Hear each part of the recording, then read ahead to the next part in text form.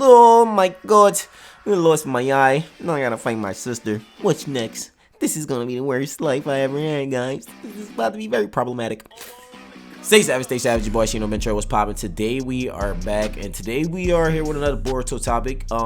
As you guys know, Boruto Chapter 80 has been going crazy. We know Boruto has been abandoned by the entire village. Nobody wants anything to do with that man. They basically cut him off and kicked him to the curb. But we see Sasuke still got his back. We see Sarada obviously has the creepy shadow Momoshiki on his back. Obviously that's weird as fuck, but nonetheless, my boy is still in full effect. He still has shit going for himself. Now, I mentioned some topics over in a lot of my other videos. If you guys would like to check those out, I left those in the description. There's a playlist or some shit. You can find it wherever. I don't really care. It's up to you.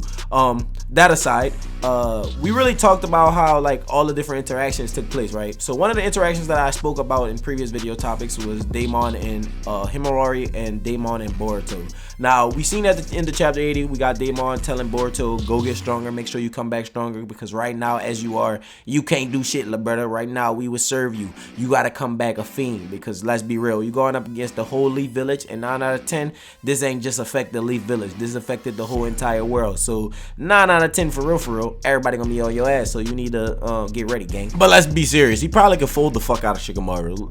Like, come on. What has Shikamaru been doing?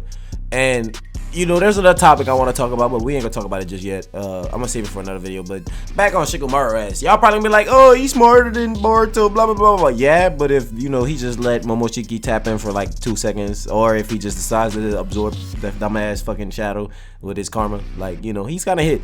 It's kind of crazy. Like, they made people like Shikamaru who are like super fucking cool look like shit. But let's get in the point of this video, because I've been rambling for like 2 minutes. So I spoke about 2 interactions mostly that were the main topics of this. Was the Himawari interaction with Daemon and Himawari probably interacting with Boruto, you know? So like right now everybody's like, what you mean? You ain't really speak about that. That's the title. The whole title of this video is that interaction, bro. So we know Boruto got kicked out of the village. He left with Sasuke, you know what I'm saying? Now we know obviously the omnipotence didn't fucking completely like change everybody, because Sarada is not affected, Sumire probably is not affected, Momoshiki can't see who's not affected, so he can't give Boruto the heads up. And then you got to think about it, Ida doesn't completely know who's not affected, because we have Sumire and Sarada still pretending like they're under her clairvoyance. So like, you know, like we don't know if Himawari is completely affected, but these are some predictions. This is kind of like a theory video in my own eyesight. Like, you know, if you have your own personal thoughts and personal opinions, be sure to leave those in the comment section below. Usually I say that early on in the video, but I mean, I don't have a format to this shit no more. It's just kind of like, you know, I'm winging it. But nonetheless, what I wanted to discuss was Himawari potentially having to fight Boruto, right? That's gonna be crazy, because when Daemon first interacted with Himawari, he talked about the power that she had. You know, he talked about how like she seemed to be a threat. Why didn't she block the move? Like, because obviously Daemon was coming at her full force, and he knew she had the potential to be strong as fuck.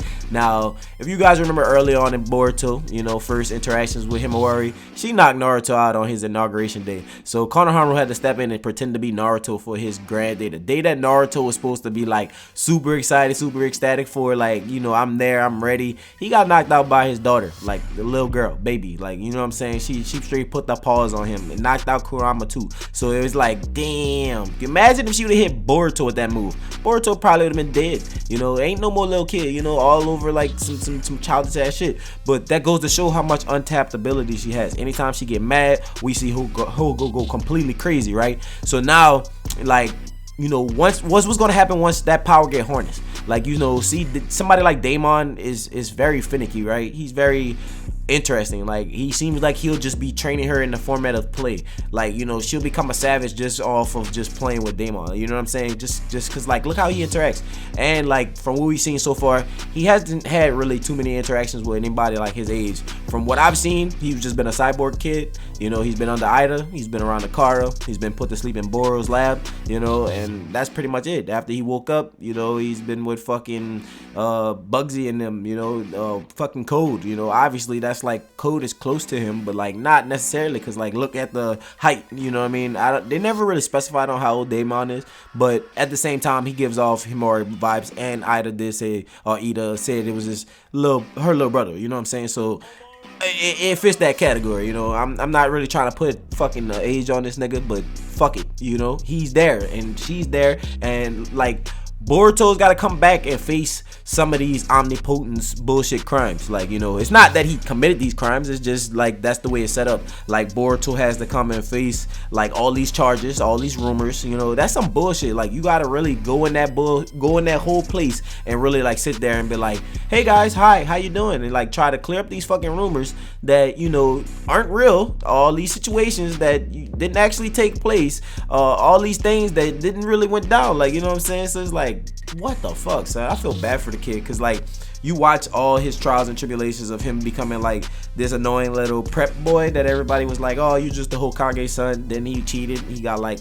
fucking pushed to the side. Then you got this whole redemption arc. You know, he even like beat the fuck out of Momoshiki and even fought against Yurashiki. You know what I'm saying? So it's like, bruh, we seen this potential go greater, we seen this potential go on. So it's like, now it's like, damn, at this point, you know, now we see him trying to get this another redemption arc where everybody's like facing him, you know. And I guess it makes sense because we see him learn a lot of abilities and powers. We seen him do a lot of different things as far as like elevation and character development, because, you know, Boruto learned a bunch of fucking jutsu, you know, and now it's just time for him to boss up and fight like these bigger demons, because it's not gonna be that Boruto can't beat these people, you know. Like, he might struggle with Daemon or like some shit like that, but in terms of fighting a person like Himawari, I don't think that it's gonna be like a complete power gap. Don't get it twisted, she is strong as fuck. It's been shown that she's strong as fuck, but it's like, at the same token, I do believe like the biggest hardship in the battle is that the fact is his little sister and he don't want to hurt her. He don't want to kill her. Like, he always talking about protecting everybody, doing the right thing, and being a fucking hero. So like, this is nowhere in Boruto's normal, like, you know, character, you know what I'm saying, to be ready just to take on her sibling and just offer like off a pure like spite or like off some random revenge type shit, you know what I'm saying. That's not something Boruto want to see for his future, you know. So that's like the despair